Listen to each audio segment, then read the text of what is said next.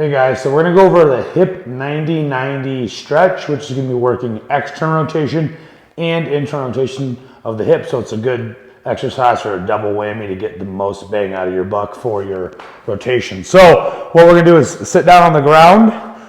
We have a 90-degree bend in the hip and the 90-degree bend in the knee, and then her ankle is going to be pointed straight ahead, neutral here, okay? So what I see a lot of people do is they bring this foot in, right? We try to make sure we're at 90 degrees here everywhere.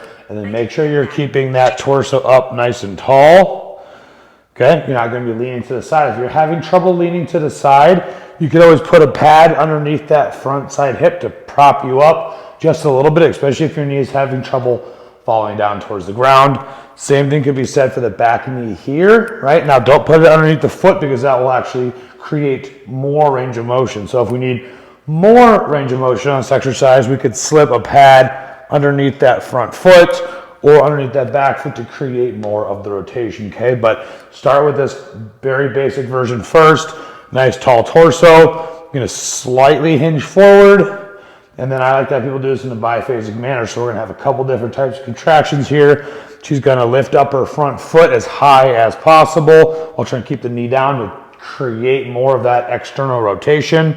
Okay, hold that for the prescribed time. It's not going to be easy. Then we're going to show you the back foot here.